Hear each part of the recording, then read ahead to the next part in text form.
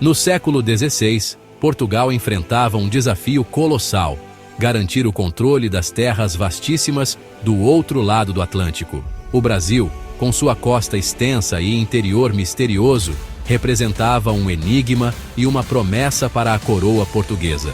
À distância, a falta de recursos e a resistência dos povos nativos tornavam a tarefa de colonizar o Brasil um empreendimento arriscado e complexo. Diante da imensidão do território, uma solução se impôs: dividir a costa em faixas de terra e entregá-las a particulares.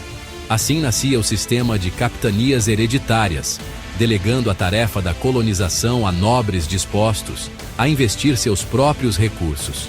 Entre os homens que se aventuraram nesse empreendimento, 2 nomes se destacam: Vasco Coutinho e Francisco Pereira Coutinho. O sistema de capitanias hereditárias, embora ousado, carregava em si o peso da incerteza. A coroa portuguesa, com recursos escassos, transferia para os donatários a responsabilidade de desbravar terras desconhecidas e enfrentar povos nativos hostis. Os donatários enfrentavam um mar de dificuldades. A distância da metrópole, a comunicação precária e a constante ameaça de ataques indígenas transformavam a tarefa de colonizar em um desafio constante. As capitanias, muitas vezes, se transformavam em palcos de conflitos sangrentos e disputas por terras e recursos. Doenças tropicais, a hostilidade da natureza e a resistência indígena cobravam seu preço, dizimando colonos e atrasando o progresso das capitanias.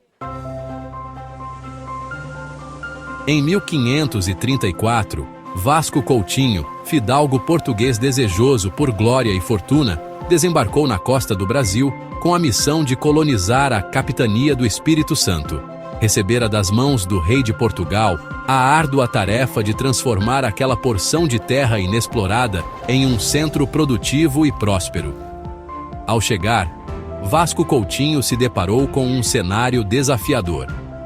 A mata densa, o clima úmido e a presença de tribos indígenas hostis, como os goitacazes, representavam obstáculos consideráveis. Apesar das dificuldades, Vasco Coutinho não se deixou abater.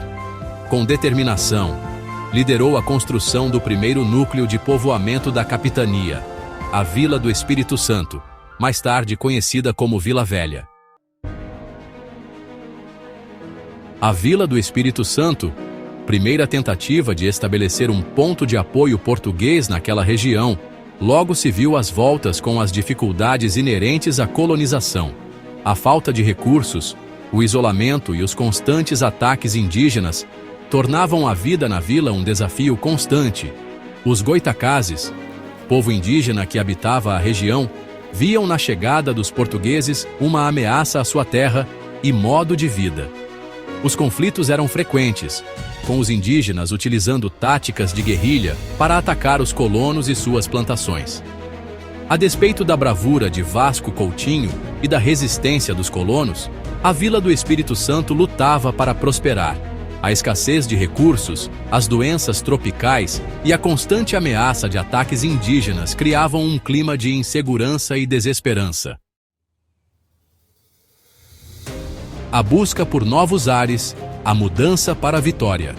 Diante das dificuldades enfrentadas em Vila Velha, Vasco Coutinho percebeu a necessidade de encontrar um local mais seguro e estratégico para a capital da capitania. A escolha recaiu sobre a Ilha de Vitória, um ponto estratégico na costa que oferecia maior proteção contra ataques indígenas e um porto natural privilegiado. Em 1551, a Vila do Espírito Santo foi transferida para a ilha, dando origem à cidade de Vitória. A mudança representou um novo fôlego para a capitania. Protegida dos ataques indígenas e com um porto que facilitava o comércio, Vitória começou a prosperar. Vasco Coutinho, no entanto, não viveria para testemunhar o desenvolvimento da cidade que ajudou a fundar. Francisco Pereira Coutinho, um início promissor em terras baianas. Enquanto Vasco Coutinho enfrentava desafios no Espírito Santo, outro Coutinho se preparava para a aventura da colonização. Francisco Pereira Coutinho, parente distante de Vasco, recebeu da coroa portuguesa a capitania da Baía de Todos os Santos, uma vasta extensão de terra na Bahia. Em 1536, Francisco Pereira Coutinho desembarcou na Bahia com a missão de colonizar e explorar as terras que lhe haviam sido concedidas. Assim como Vasco Coutinho, Francisco era movido pelo desejo de glória, fortuna e de deixar sua marca na história. A capitania da Baía de Todos os Santos, com terras férteis, clima favorável e uma baía espetacular, parecia oferecer um futuro promissor. Salvador, entre a esperança e a desilusão.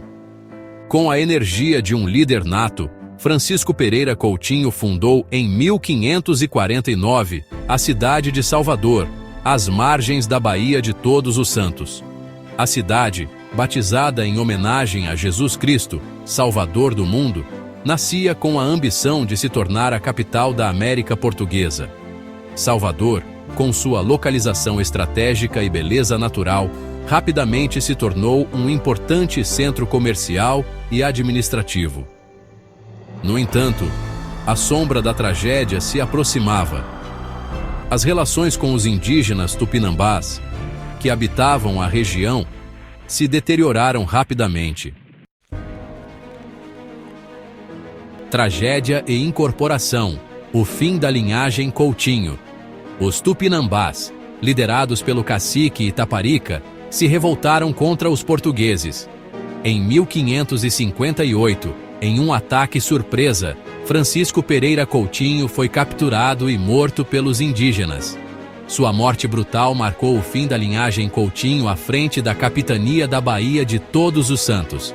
A coroa portuguesa, diante da instabilidade na Bahia, decidiu intervir diretamente na capitania. Em 1549, Tomé de Souza chegou à Bahia com a missão de pacificar a região e fundar uma nova cidade. Salvador, a cidade que Francisco Pereira Coutinho sonhou em transformar na capital da América Portuguesa, se tornava a sede do governo geral do Brasil.